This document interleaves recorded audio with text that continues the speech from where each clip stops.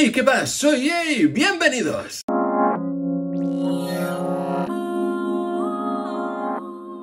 Muy buenas a todos, bienvenidos a un nuevo vídeo donde os voy a hablar de otra película. Una película que para mí es bastante especial, no es que sea nueva, nada por el estilo, pero ya en su momento cuando la vi, a mí personalmente me gustó mucho. Otras personas de mi círculo con los que hablé un poco sobre qué tal la peli también les había parecido bien. Y entiendo que tenga un poco de controversia, ya que se trata de una película que está basada en un manga y un anime que tiene una profundidad muy tocha, unos temas también muy profundos y donde digamos que se expanden bastante más que el mensaje y la obra que pudimos ver en live action. Pero bueno, eso no le quita mérito a la película, y que la hayan conseguido hacer para un gran público también creo que tiene, pues eso, su pequeña dosis que admirar. Y es que sí, chicos, hoy os voy a hablar de la versión de live action de 2017 de la película Ghost in the Shell, El alma de la máquina. He de decir que va a haber un montón de spoilers de la película, así que todas aquellas personas que no quieran comerse un buen spoiler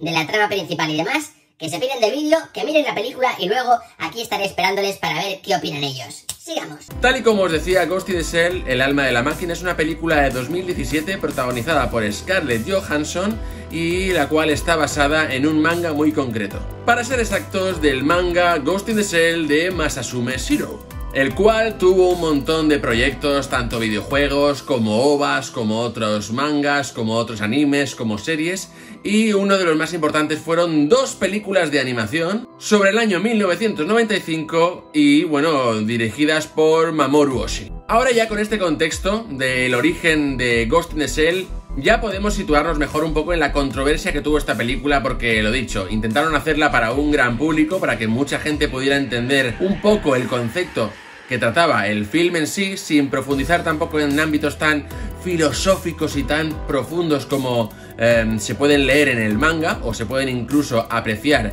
en los diferentes animes. Y luego pues simplemente dejando un poco así, un poco de detalle, hubo un poco así de movidilla con el hecho de que la actriz principal fuese Scarlett Johansson y que no fuera una actriz asiática. De hecho luego ya pues se bajaron un poco los humos, porque de hecho la gente que había participado en las obras originales de Ghost in the Shell consideraron que era una chorrada, que Scarlett Johansson era buena como actriz y que lo importante es que el gran público pues pudiera, digamos, tener una pequeña pincelada o acercarse un poco más al mundo de Ghost in the Shell. Que tampoco hacía falta que se nos fuera tanto la olla y que fuera todo tan fiel a la obra original. Así que, dejando ya todo ese ámbito de lado, empecemos a hablar únicamente de lo que es esta película de 2017.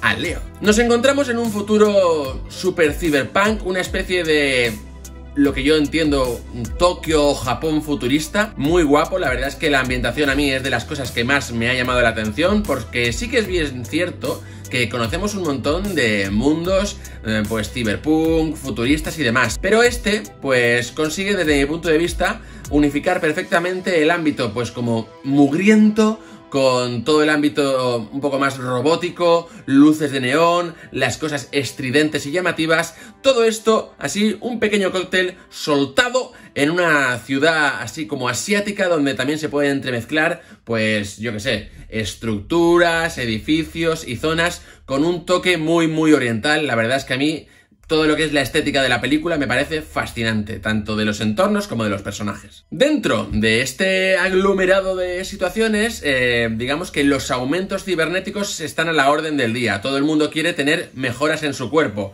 pues una mayor fuerza, poder beber todo el alcohol que quieran, también puede afectar a lo mejor a la inteligencia, a la visión, al oído. Todo el mundo quiere tunearse, para que nos entendamos. Dentro de este mundo de los aumentos cibernéticos está la empresa Hanka Robotics, la cual está dirigida por Cutter, que será el villano de la película, y digamos que es la empresa principal de todo este tipo de, pues, de cambios, de operaciones y de evolución del cuerpo humano. Esta propia empresa cuenta con una sección, la sección 9, una sección que está, digamos, organizada por humanos aumentados y que se encarga por luchar contra el ciberterrorismo. Es un grupo de, digamos, de élite, un grupo especial, para que nos entendamos. Y es precisamente dentro de este grupo donde tenemos a nuestra protagonista, a Scarlett Johansson. Es decir, Mira Killian, pero mayoritariamente conocida como la mayor, ya que ha ascendido ya un montón dentro de la empresa y es, digamos, lo más top que podemos encontrar dentro de sección 9.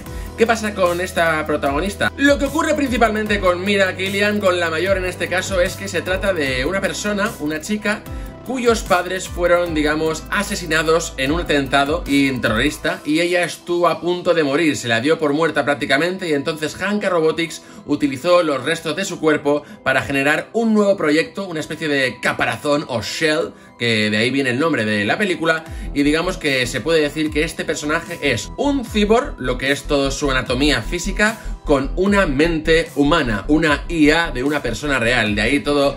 Pues la relación del nombre, Ghost in the Shell, el fantasma, la máquina, el alma, para arriba y para abajo, para que todo el mundo ya bien masticadito, para que todo el mundo lo entienda. Una vez que ya tenemos todos estos parámetros claros, la película se divide en dos arcos perfectamente diferenciados.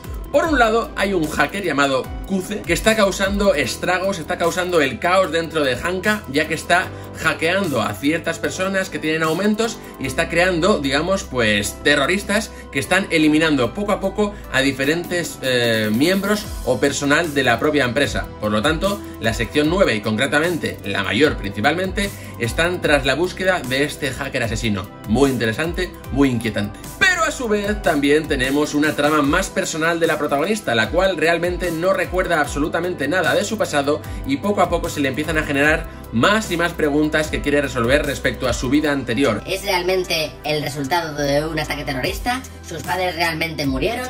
¿De dónde viene? ¿Quién era ella antes? ¿Realmente es Mira Killian? ¿Quién sabe? Hay que destacar que el anime que yo recuerdo, la película, la 1, que yo vi en 1995 cuando era un chaval, que yo no me enteraba de nada, porque como digo, es bastante más profunda de lo que nos presentan aquí, está un poco más centrada en la búsqueda de la sección 9, la búsqueda del titiritero. En esta película el villano es conocido como el titiritero. Aquí en esta versión de live action se le conoce como Kuze al hacker. Es simplemente un datillo, pero es para que sepáis que está un poco más centrada en la búsqueda de ese asesino. Y bueno, sin tampoco contaros absolutamente toda la película, digamos que a medida que avanza la investigación, la mayor va descubriendo que realmente Kuze no es exactamente lo que aparentaba, sino que le empieza a contar un poco su historia del pasado y empieza a darse cuenta que había bastante relación entre ellos dos antes de convertirse pues en las máquinas extrañas que son a día de hoy. Tras unos cuantos giros dentro del guión, tras descubrir bastantes secretos de la mano de Kuze, la mayor se dispone a investigar exactamente su pasado y termina descubriendo que realmente y efectivamente todo lo que le habían contado era una absoluta mentira. Realmente Mira es Motoko Kusanagi, una chica la cual hacía años supuestamente se había escapado de casa y había desaparecido. Ella de hecho, gracias a la ayuda del hacker, consigue visitar a la que era su madre, pero por supuesto no se reconocen ya que la madre da a su hija por muerta y digamos que el aspecto físico es diferente. De hecho, lo único que tiene aún Motoko es su mente, el resto ha cambiado absolutamente, así que es un choque de realidad bastante pues heavy. Y es que de hecho Kuze y Motoko eran amiguetes en el pasado y habían, digamos, formado parte de un grupo que estaba en contra de los aumentos cibernéticos. De ahí lo que ocurrió fue que la empresa, Hanka, atacara a este grupo de personas, eliminara a la gran mayoría y al resto que estaban medio muertos o ya prácticamente muertos, les utilizase como experimento. De hecho hay un momento de la película en que le confiesan a la mayor que ella es la superviviente tras 98 experimentos fallidos. Es decir, que habían probado a convertir en este, digamos, caparazón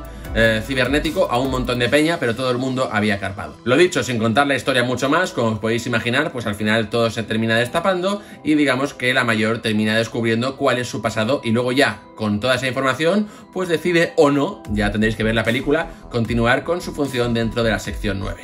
A mí la película en sí me ofreció eso y yo me quedé encantadísimo. Tal y como digo, yo la había visto de pequeño, entiendo que después de haber investigado un poco más, pues lo que dicen, que tanto el manga como el anime es mucho más profundo, hay conflictos también políticos, hay tramas mucho más, digamos, organizadas y eso hacía que un niño como yo en esos momentos no entendiera nada. Yo al final quería ver tiros entre robots, peleas y cosas así y hay muchas conversaciones y muchas subtramas que yo no entendía en ese momento. Por lo tanto, esta versión, que no estoy queriendo decir que sea pa' tontos, sino que quiero decir que lo que han querido plasmar es más sencillo de comprender, me parece espectacular. ¿Por qué? Pues por un lado porque lo dicho, las dos vías se entienden fácilmente y creo que el espectador va a disfrutar tanto de los efectos como de, digamos, el viaje que proponen en esta película de Ghost in the Shell. Bien es cierto que puede ser un poco tópico en ciertos aspectos. La empresa termina siendo la mala, habían engañado a la protagonista, al final hay una batalla, para arriba para abajo, pero ¿qué? Yo creo que funciona y creo que al final, cuando sales de ver la película,